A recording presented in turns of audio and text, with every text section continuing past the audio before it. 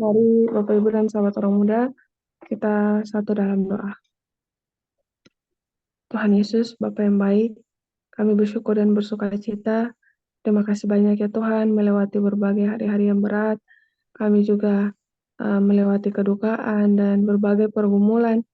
Namun kami bersuka cita ya Tuhan, bahwa Engkau melakukan segala sesuatu, memimpin, menyertai kami, dan tidak pernah meninggalkan kami, dan hanya Engkaulah saja yang menjadi penghiburan yang terbaik dalam hidup kami. Terima kasih ya Tuhan, di waktu pagi kami boleh dibangunkan dalam segala pergumulan kami, bahkan Bapak Ibu yang bergabung dari waktu sore, bahkan siang hari, bahkan malam hari dengan penuh sukacita boleh berkumpul bersama-sama bergabung, agar kami rindu Tuhan untuk mendengarkan suara-Mu lewat firman-Mu dan juga bersekutu bersama-sama dengan-Mu dan juga satu dengan yang lain. Pagi ini ya Tuhan, tolong bantu kami, tolong ampuni kami, berikan kami kuasa dari Allah Roh Kudus sehingga kami dapat memikirkan perkara-perkara yang kudus. Tolong bantu kami untuk melihat terang-Mu dan kebenaran-Mu menjadi berkat dalam pikiran kami, dan biarlah lewat pikiran yang dibaharui lewat firman-Mu, kami juga disanggupkan untuk melakukan setiap apa yang menjadi kehendak-Mu bagi kehidupan kami. Terima kasih Tuhan, kami bersyukur untuk firman-Mu di pagi ini. Berbicaralah bagi kami Bapa, di dalam nama Tuhan Yesus kami berdoa. Amin. Bapak, Ibu, dan sahabat orang muda, di pagi ini tema besar kita yaitu buah sulung dari mereka yang tidur. 1 Petrus 1 ayat 3 berfirman, terpujilah Allah dan Bapa Tuhan kita, Yesus Kristus, yang karena rahmat-Nya yang besar, telah melahirkan kita kembali oleh kebangkitan Yesus Kristus dari antara orang mati, kepada suatu hidup yang penuh pengharapan. Ketika suara malaikat berkuasa, pendengaran di kubur Kristus mengatakan, Bapamu memanggil engkau, juru selamat pun keluarlah dari kubur oleh hidup yang ada dalam dirinya sendiri. Sekarang kebenaran perkataannya dibuktikan, aku memberikan nyawaku untuk menerimanya kembali. Aku berkuasa memberikannya dan berkuasa mengambilnya kembali. Yohanes 10 ayat 17 dan 18, Yohanes 2 ayat yang ke-19. Di kubur Yusuf yang terbuka, Kristus mengumumkan dalam akulah kebangkitan dan hidup. Perkataan ini dapat diucapkan hanya oleh Allah. Segala makhluk yang diciptakan hidup oleh kehendak dan kuasa Allah. Merekalah penerima hidup dari Allah dalam keadaan tidak berdiri sendiri. Dari serafim yang tertinggi sampai dengan makhluk hidup yang paling hina, semuanya diisi kembali dari sumber kehidupan. Hanya Dia yang satu dengan Allah dapat mengatakan, aku mempunyai kuasa menyerahkan hidupku, dan aku mempunyai kuasa untuk mengambilnya kembali dalam keilahiannya. Kristus memiliki kuasa untuk memutuskan rantai kematian. Kristus bangkit dari antara orang mati sebagai buah sulung dari mereka yang tidur. Dialah yang dilambangkan dengan berkas yang diujuk, dan kebangkitannya terjadi tepat pada hari ketika berkas yang diujuk itu dipersembahkan di hadapan Tuhan. Selama lebih dari 1000 tahun, upacara simbolis ini telah diadakan. Dari ladang penuaian, yang mula-mula dari gandum yang masak dikumpulkan, dan ketika orang banyak pergi ke Yerusalem untuk Paskah, seberkas buah sulung diujuk sebagai suatu persembahan syukur di hadapan Tuhan. Nanti sesudah buah sulung ini dipersembahkan, barulah sabit dapat digunakan untuk menyabit gandum, dan gandum ini dikumpulkan berkas-berkas. Berkas yang dipersembahkan kepada Allah melambangkan panen, kebangkitannya melambangkan dan menjamin kebangkitan segala orang benar yang sudah mati. Ketika Kristus bangkit, Ia membawa tawanan dari kubur. Gempa bumi pada saat kematiannya telah membuka kubur mereka, dan ketika Ia bangkit, mereka keluar dengan Dia. Merekalah yang telah bekerja bersama-sama dengan Allah, dan yang telah mengorbankan jiwa mereka sendiri telah memberikan kesaksian tentang kebenaran. Sekarang mereka harus menjadi saksi baginya yang telah membangkitkan mereka dari antara orang mati. Renungkan lebih dalam. Yesus menawarkan kebangkitan fisik kepada mereka yang mati di dalam Kristus. Tetapi saya telah mengalami kebangkitan rohani yang juga Dia berikan. Amin. Puji Tuhan, Bapak Ibu dan sahabat orang muda, untuk perenungan kita di pagi memberikan pengharapan bagi kita bersama-sama akan hal yang bagi kebanyakan orang, bahkan bagi sebagian daripada kita juga, kematian merupakan suatu hal yang misterius dan juga sangat menakutkan, dan kita juga bersyukur di pagi ini kita boleh melihat firman Tuhan yang mana kehadiran Tuhan Yesus menjamin akan kehidupan kita yang sekarang ini, bahkan Ia berkuasa mengalahkan hal yang paling menakutkan dalam kehidupan kita, karena kematian ini yang banyak menjadi hal yang sangat menakutkan, dan bersyukur buat Tuhan Yesus kita, Dia hadir untuk menjadi manusia, dan Dia yang memenangkan kita dari upah dari dosa.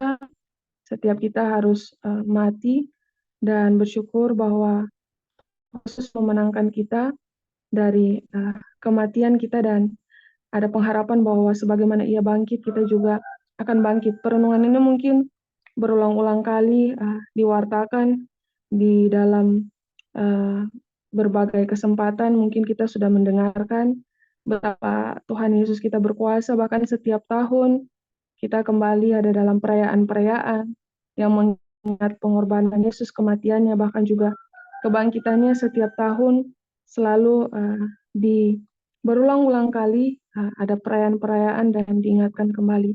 Dan di pagi ini, Bapak Ibu dan sahabat orang muda, ketika saya merenungkan hal ini, luar biasa, sangat luar biasa Tuhan mengasihi kita, karena di 1 Petrus 1 ayat 3 ini, karena rahmat-Nya, ketika saya melihat terjemahan-terjemahan yang lain untuk membandingkan satu demi satu, di sana dikatakan bahwa karena rahmat-Nya dituliskan karena Ia sangat mengasihi kita. Jadi karena Ia sangat mengasihi kita, Ia hadir ke dunia ini, dan tema besar dalam 1 Petrus 1 ayat 3 di sana ada pengharapan, iman, dan kasih. Yang mana harapan kita dan iman kita akan dapat berlalu ketika kita akan bersama-sama dengan Tuhan, tapi kasih Tuhan akan terus-menerus dan sangat berlimpah bagi setiap kita. Di pagi ini, Bapak Ibu dan juga sahabat orang muda, puji Tuhan ada seorang yang berkorban bagi kita, Allah yang Maha Kudus, yang Maha Besar, mengambil cara yang sederhana, padahal Dia yang Maha Kuasa, cara yang sangat sederhana tapi penuh dengan pengorbanan. Dia dapat melakukan banyak hal, tapi karena kasih-Nya, Dia hadir sebagaimana rupa kita yang jatuh ke dalam dosa manusia. Dan di pagi ini kita diingatkan kembali bagaimana kita hanya ciptaan yang harusnya sangat memerlukan Tuhan, dan bagaimana kita melihat betapa Tuhan Yesus sangat terhubung dengan Bapa Surgawi, kepribadian oknum surgawi ini saling terhubung satu dengan yang lain, dan dalam persekutuan yang erat boleh saling menguatkan, saling membutuhkan satu dengan yang lain. Pada saat yang sama, ketika Tuhan Yesus memiliki kehidupannya sendiri secara pribadi, namun Dia terus terhubung dengan Bapa Surgawinya, dan menjadi sangat disayangkan jika kita yang sebenarnya tidak memiliki kehidupan ini sendiri, dapat hidup seperti di sini dikatakan mereka hidup dari Allah dalam keadaan tidak berdiri sendiri. Hati yang sangat memerlukan Tuhan. Jika Allah dapat berdiri sendiri saja, terus terhubung dengan oknum surga atau Bapa Surga hadir ke dunia terhubung, apalagi kita tidak sah berdiri sendiri, namun terkadang dan kekuatan kita untuk berdiri sendiri. Sehingga pada akhirnya di pagi ini kita diingatkan betapa terbatasnya kita sebagai manusia, dan biarlah kehidupan yang singkat yang di dunia ini yang Tuhan anugerahkan yang sangat berharga bagi kita tidak berlalu dengan sia-sia, dan itulah yang Tuhan mau. Untuk itu buah sulung merupakan gambaran dari buah yang pertama, buah yang terbaik, dan bagaimana Tuhan mewakili mereka yang pada saat ini tertidur, ya. Di sini dikatakan tertidur karena kematian merupakan, kita sudah belajar Bible study bersama-sama dengan Bapak Ketua yang mengajarkan bahwa kematian merupakan suatu gambaran orang yang hanya tertidur dan benar-benar tidak tahu apa-apa, tidak ada roh-roh yang melayang-layang, dan seperti gambaran-gambaran yang digambarkan selama ini. Karena ketika kita meninggal diizinkan beristirahat, kita seperti orang yang tertidur. Jadi di sini digambarkan buah sulung dari mereka yang tidur.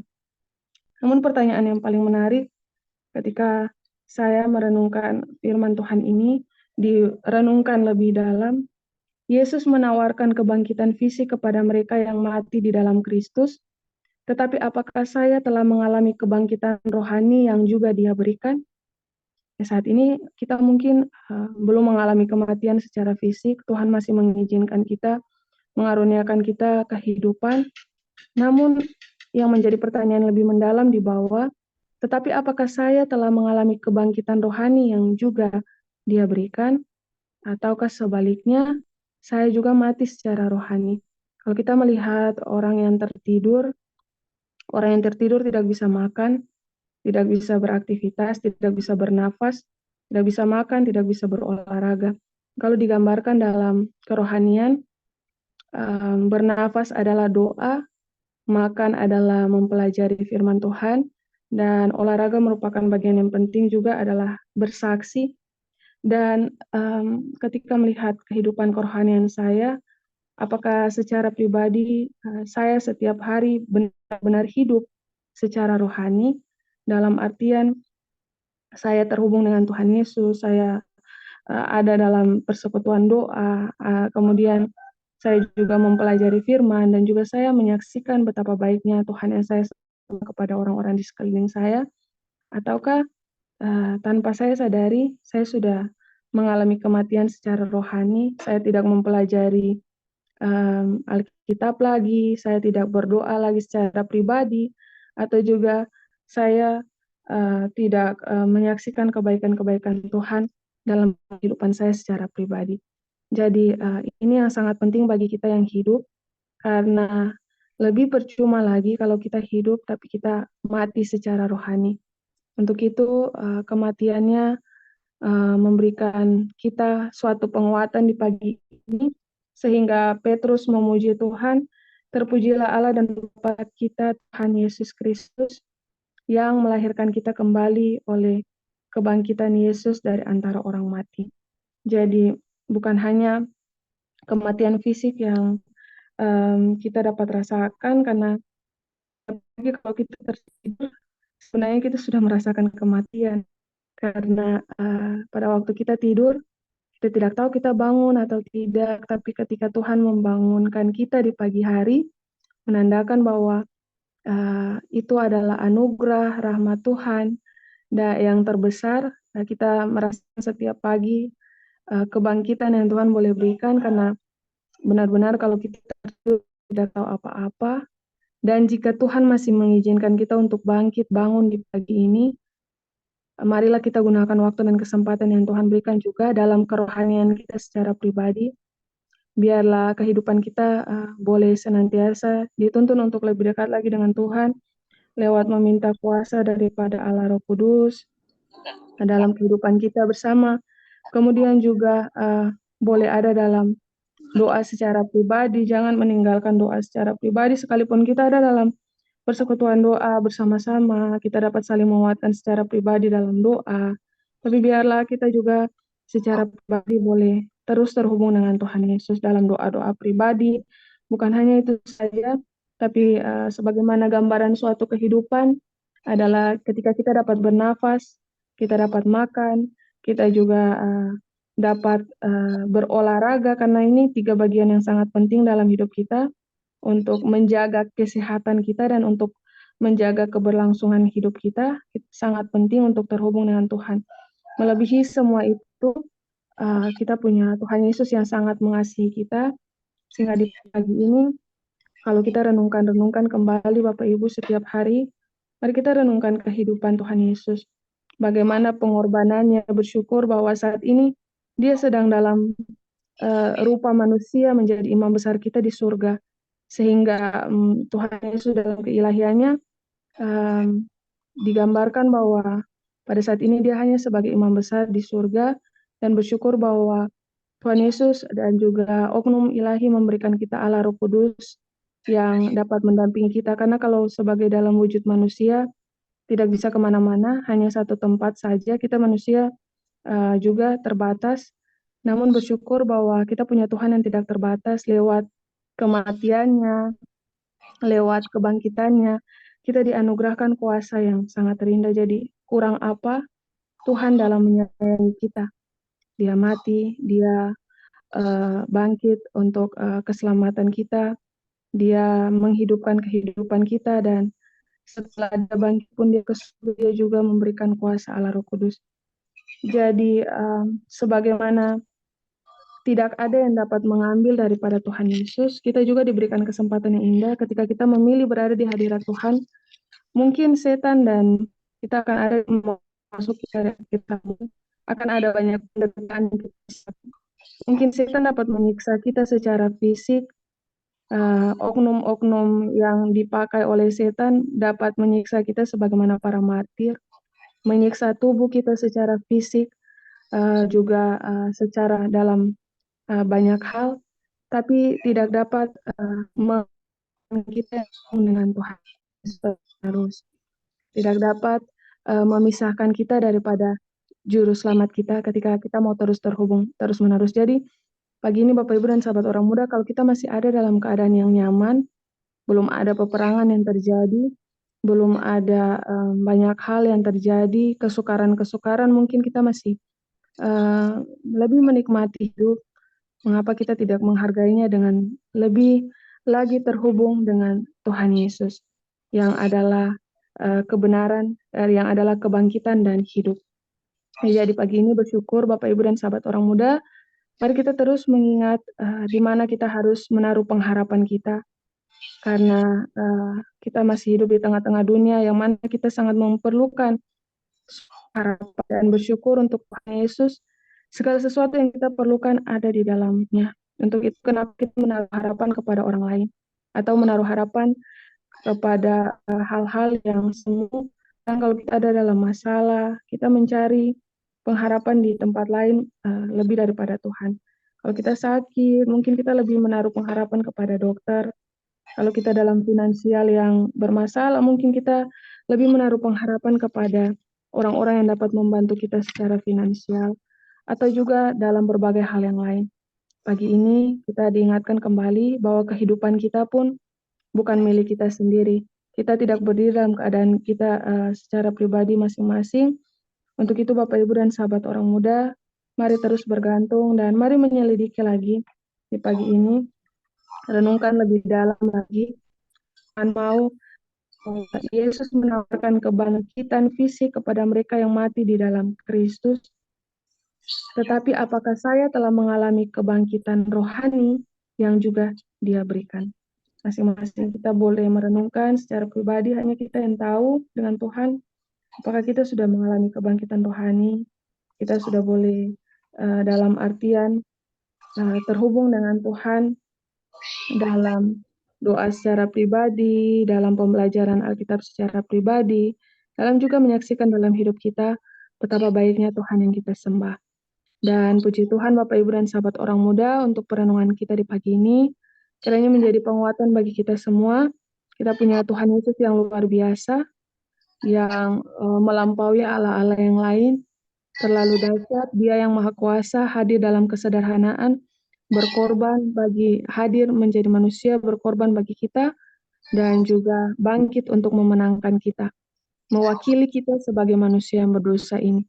bersyukur untuk Tuhan Yesus yang kita sembah, untuk oknum surga, Allah Bapa kita, dan untuk anugerah lewat kuasa Allah Roh Kudus. Puji Tuhan untuk pagi ini, dan mungkin ada tambahan dari Bapak Ketua atau ada pandangan yang lain yang juga dapat menguatkan kita bersama di pagi hari ini, atau dari Bapak Ibu dan sahabat orang muda, saya persilahkan. Iya, selamat pagi semuanya. Makasih Mira. Hanya menambahkan saya sedikit buah sulung dari mereka yang tidur. Firman permengan kita menguatkan kita bahwa hal-hal yang Tuhan nyatakan itu ya dan amin. Ini bagian bukti dari Tuhan bahwa apa yang dikatakan setan kepada Adam dan Hawa, kepada Hawa di kayu salib itu adalah salah. Di Kejadian 2, Tuhan katakan bahwa kepada Adam dan Hawa, bahwa jika engkau makan dari buah pengetahuan itu engkau akan mati. Di Kejadian 3, setan menipunya dengan mengatakan bahwa engkau tidak akan mati. Dan kematian Yesus di kayu salib dan kebangkitannya menunjukkan bahwa kematian itu ada dan kebangkitan karena kasih Tuhan itu ada. Sehingga kemudian kenapa Yesus disebut sebagai buah sulung? Kalau kita mau baca cerita tentang kematian Yesus di kayu salib, dalam Matius 27 ayat yang ke-52, ya. Matius 27 ayat 52, di sana dikatakan, dan kuburan-kuburan terbuka dan banyak orang kudus yang telah meninggal bangkit. Ya. Sungguh luar biasa bahwa kebangkitan itu ya dan amin. Jadi tidak pernah ada namanya orang hidup dengan rohnya saja. Itu tidak pernah ada dan Allah tidak merencanakan itu. Sehingga pada waktu kemarin kami ada duka cita masih ada pemikiran-pemikiran bahwa ya Ibu Nona, Tante Nona, Oma Nona ini sudah di surga, sudah senang. Dan saya katakan pada waktu saya diberikan kesempatan untuk menyampaikan ucapan terima kasih dan kata-kata pelepasan, saya bilang kakak kami ini, saudari kami ini ada di kubur, dia belum di surga. Itu kata firman. Nah, sehingga kemudian di sini menjadi buah sulung pada waktu itu Yesuslah yang pertama bangkit, sehingga di ayat 52 katakan dan kubur-kubur terbuka dan banyak orang kudus yang telah meninggal bangkit. Tetapi mereka belum keluar dari kubur, ayat 53-nya. Dan sesudah kebangkitan Yesus, mereka pun keluar dari kubur lalu masuk ke kota kudus dan menampakkan diri kepada banyak orang. Tetapi cerita tentang kebangkitan Yesus itu, setan juga manipulasi dan menipu itu. Sehingga kemudian sekarang banyak cerita bahwa Yesus tidak bangkit, mayatnya dicuri, yang disalibkan itu bukan Yesus. Itu yang muncul cerita-cerita sekarang. Sehingga kemudian di pasal 28, Matius pasal 28, ayat yang ke-13, mulai dari ayat 11, dusta Mahkamah Agung mengatakan, dan berkata kamu harus mengatakan bahwa murid-muridnya datang malam-malam dan mencurinya ketika kamu sedang tidur. Nah, itu yang terjadi. Dan itu dipercayai oleh umat-umat manusia, bahkan orang-orang Kristen juga sampai sekarang. Ya, kamu mengatakan bahwa murid-muridnya datang malam-malam dan mencuri ketika kamu sedang tidur. Pertanyaannya, begitu banyak orang yang telah Yesus bangkitkan, mereka menemui keluarganya dan mereka ada bersama keluarganya itu hampir sekitar 40 hari, dan mereka akan bangkit setelah bersama-sama Yesus naik ke surga setelah 40 hari mereka ada kebangkitan bersama Yesus. Dan untuk Yesus sendiri, bayangkan, Yesus sendiri selama dia bangkit, setelah dia bangkit dari kematiannya, dia menemui hampir 500 orang. Ya, 500 orang. 1 Korintus 15 ayat yang ke-6. Jadi ini catatan-catatan Alkitab sehingga menguatkan kita, iman kita, bahwa benar iman kita tidak salah, kita bergantung semuanya kepada Yesus, tidak ada ruang untuk kekhawatiran, dan Yesus benar-benar bangkit, dan itulah fondasi dasar iman orang Kristen, yaitu apa? Kasih Kristus, keadilan Kristus, Yesus mati dan Yesus bangkit, dan kita pun juga akan dibangkitkan. Itu iman kita.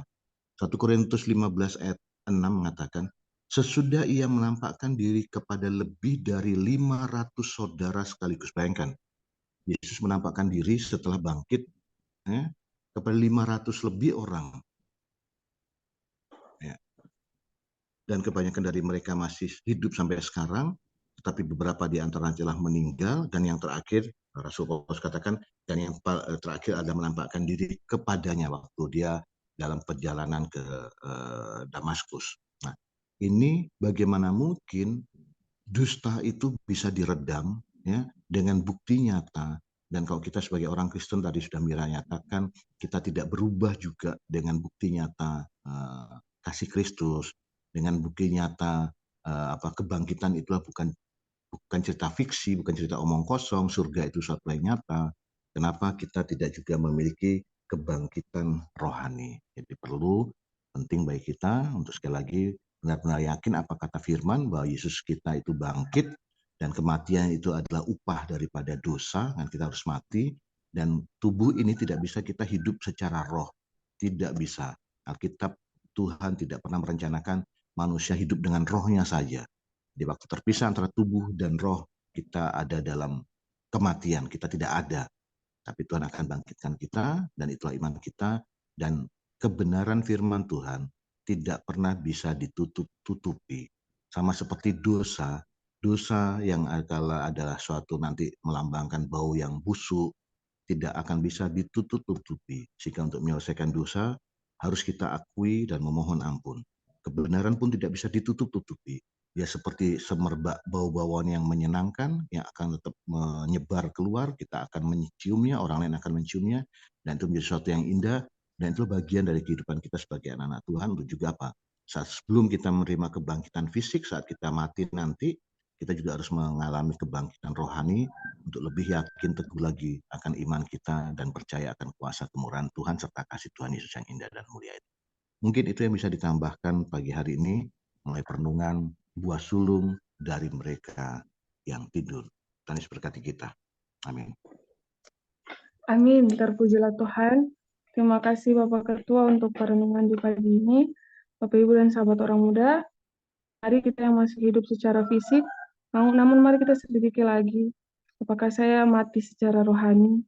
Mari kita dengan pertolongan Tuhan memohon kepada Tuhan, ketika kita bangun di pagi hari ini menikmati kebangkitan secara sederhana yang Tuhan berikan bagi kita setiap pagi. Karena kalau kita tertidur berarti kita sudah sangat dekat dengan kematian.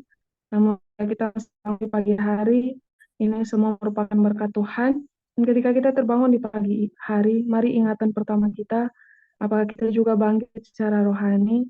Pertama-tama, marilah kita ada dalam doa pribadi, merenungkan firman Tuhan secara pribadi, dan minta pertolongan Tuhan agar dalam satu hari kita juga dapat menyaksikan secara pribadi apa yang Tuhan boleh lakukan dan memuji Tuhan dalam segala kebesarannya bagi kita semua dalam kehidupan kita. Dan puji Tuhan untuk perenungan kita di pagi ini, kiranya kita dapat terus mempertanyakan, renungkan lebih dalam. Yesus menawarkan kebangkitan fisik kepada mereka yang mati di dalam Kristus, tapi apakah saya mengalami kebangkitan rohani yang Dia berikan? Dan Bapak Ibu dan sahabat orang muda, satu lagi sebelum terakhir, karena ini sangat menguatkan saya secara pribadi juga, di perenungan firman Tuhan ini dicantumkan di awal mengenai Yohanes 10 dan juga Yohanes 10 ayat 17 dan 18. Dan kalau kita lihat di sini di Yohanes 10 ayat yang ke 17 dan 18 kita lihat bersama menjadi penutup ayat 18. Di sana dikatakan, tidak seorang pun mengambilnya daripadaku, melainkan aku memberikannya menurut kehendakku sendiri. Kalau kita lihat dalam terjemahan yang lain, dalam terjemahan firman Allah yang Maha Kuasa, firman Allah yang hidup di sana mengatakan bahwa tidak ada seorang pun yang dapat membunuh aku tanpa seizinku. Aku menyerahkan nyawaku dengan sukarela. Jadi sangat luar biasa Allah yang kita sembah. Dia bisa tidak mengizinkan siapapun membunuhnya, tapi dia memberikan nyawanya dengan sukarela. Bapak, Ibu, dan sahabat orang muda. Sangat sungguh teramat baik Tuhan Yesus kita, memberikan kehidupannya dengan sukarela bagi kita.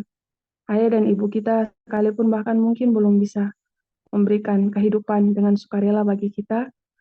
Dan begitu banyak hal yang terjadi. Pertanyaan bagi kita di pagi ini, apakah kita juga secara sukarela ada dalam persekutuan doa subuh, atau terkadang kita hanya lebih rindu berkat Tuhan daripada Tuhan itu sendiri. Kemarin waktu kemarin kita sudah diingatkan dari hamba Tuhan, Pak Pendeta Glenn, jangan sampai kita lebih merindukan berkat-berkat Tuhan melebihi Tuhan itu sendiri. Jadi kalau Tuhan memberikan kehidupannya secara sukarela bagi kita karena Dia menginginkan kita, bukan menginginkan yang lain, Dia menginginkan kita. Pagi ini biarlah dengan segala kita melihat berbagai pengorbanan Tuhan bagi kita semua, biarlah dengan sukarela juga kita dapat terus rindu untuk berada di hadirat Tuhan dan juga memuliakan nama Tuhan. Puji Tuhan bagi perenungan kita di pagi ini, kiranya menjadi berkat bagi kita semua, dan Tuhan Yesus menyanggupkan kita semua, biarlah kita tidak ada dalam kematian secara rohani, namun dengan pertolongan Tuhan dalam satu hari ini, kesempatan yang Tuhan berikan bagi kita semua, boleh menyanggupkan kita, mari berdoa secara pribadi, mari menyelidiki firman secara pribadi, dan juga mari menyaksikan kebesaran Tuhan dalam hidup kita. Jika tidak mampu, minta pertolongan Tuhan untuk memberikan kita kesanggupan lewat Allah Roh Kudus yang mengaruniakan berkat-berkat surgawi dan kemampuan bagi kita untuk terus berada dalam persekutuan dengan Tuhan. Puji Tuhan Bapak Ibu dan sahabat orang muda untuk pagi ini, dan di pagi ini kita akan ada dalam